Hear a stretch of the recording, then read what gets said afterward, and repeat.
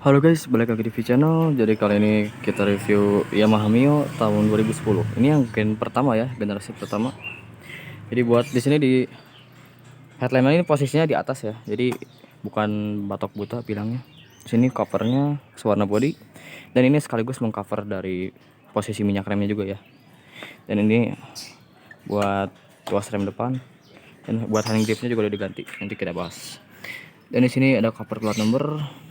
Dan ada lampu senjanya juga nih yang saya suka sih. Jadi dia motor tahun segini ada lampu DRL nya lah, lampu senja gitu. Dua, tapi kalau aslinya masih bohlam ya. Yang lampu utamanya juga masih bohlam, lampu sennya juga masih bohlam. Dan buat suspensi depan dia masih teleskopik. Dan udah peleknya tapi udah pelek X-wheel. Nah di sini buat profil ban depan dia menggunakan 80/90 ring 14. Dan rem depan tadi udah cakram ya, suspensi masih teleskopik yang depan. Buat harga pasarannya dia 4,5 sampai 6,5 lah, tergantung kondisi. Kalau kondisinya mulus ya bisa lebih dari itu sih. Dan di sini model decknya kayak gini nih, dan ini kalau nggak salah lebih luas daripada decknya Yamaha X-Rate yang waktu itu kita review. Ini sedikit lebih luas. Dan mohon maaf ya, ini nggak di standar tengah karena standar tengahnya dicopot karena ini akinya habis, jadi harus di kickstarter. Jadi supaya lebih mudah mungkin ya, supaya nggak usah standar tengah lagi sebelum menselahnya, jadi lebih baik dicopot aja. Di sini buat standar sampingnya juga standar ya, belum ada sensor apa-apa di sini. Jadi belum kayak pesaingnya Honda Beat. Kalau Honda Beat kan udah ada set style switch ya namanya. Jadi kalau kita turunin standarnya otomatis mati mesinnya. Di sini buat enaknya Yamaha Mio generasi pertama ini dia bisa milih nih mau push step yang di atas atau yang di bawah, bertingkat lah. Di sini model bodinya kayak gini ya. Dan buat suspensi dia masih single nih, di sini single shock. Dan buat cover speednya modelnya kayak gini, ada kickstarter juga. Dan buat box air filternya dia agak ngumpet ke dalam. Dan buat buka bagasinya di sini dia mesti manual ya, pakai kunci, belum kayak motor-motor matic zaman sekarang yang udah terintegrasi. Jadi nyatu sama kunci kontak buat buka bagasinya di sini. Di sini belum ada. Buat handlebarnya modelnya kayak gini nih. Besi ya handlebarnya. Besi. Handlebarnya besi di sini kalau Honda Beat Carbo kan dia bahannya karet ya. Jadi bukan bahan yang beda dari yang lain ya. Ini masih bahannya besi kayak motor-motor pada umumnya. Warnanya silver. Dan ini model joknya udah diganti nih bahannya jadi yang model glossy. Jadi kilauan pantulan cahayanya tuh kelihatan banget. Dan sini model tangkinya dia ukurannya 3,7 liter, sorry.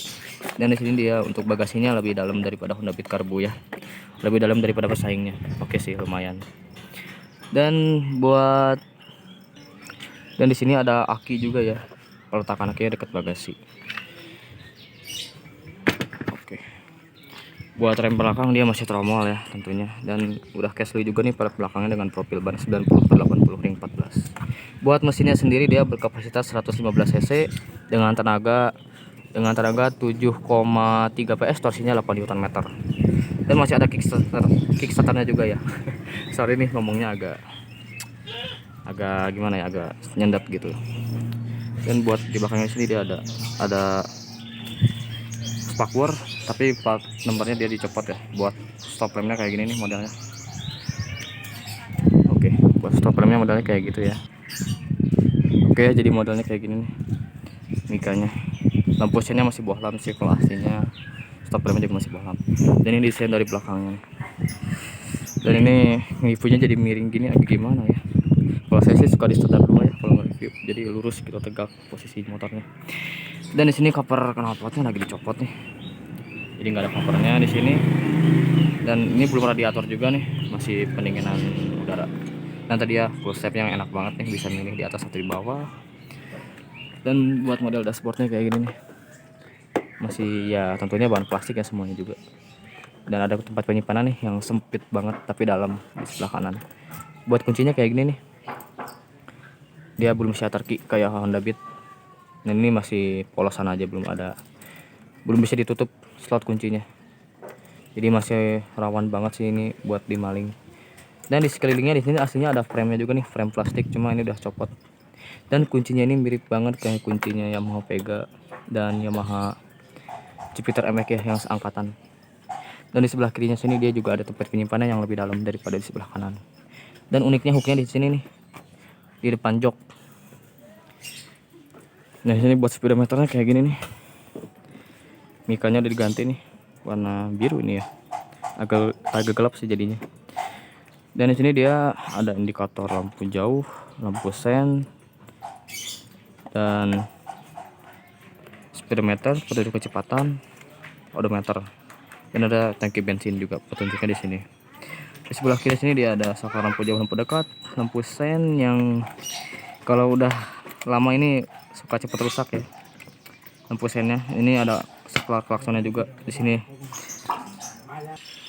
Dan ada saklar cuknya juga ya, sama klakson. Ini karena masih karburator jadi ada saklar cuknya juga. Dan ini hand gripnya udah diganti ya. Tadi pakai yang bertekstur gini, enak sih teksturnya. Dan ini rem belakangnya belum punya combi brake system ya. Ya belum ada lah. Honda juga Beat Carbo belum ada sih. Dan belum ada parking brake locknya juga nih. Kalau Honda Beat yang karburator kan udah ada parking brake locknya ya. Ini belum ada sih. Jadi belum ada kelebihannya daripada Honda Beat. Dan di sebelah kanannya di sini dia ada skala on off dari headlampnya, on off-nya di sini, dan ada electric starter. Dan ini pedal gasnya ya, hand grip buat gasnya bukan pedal. Dan ini ada rem depan yang udah cakram tadi ya di sini, tuasnya. Dan kita nyalainnya harus di kickstarter ya. Jadi mungkin saya potong dulu aja nih videonya, takutnya susah. Soalnya kan Yamaha Mio ini kalau di selah tuh agak susah sih. Oke. Jadi kita jeda dulu. Nah buat suaranya kayak gini nih. Jadi kita kickstarter dulu ya, soalnya susah banget nyalainnya. Oke, sekarang kita dengerin dulu suaranya. Suaranya ini agak nyaring ya. Ini knalpotnya ori sih, kalau menurut pemiliknya.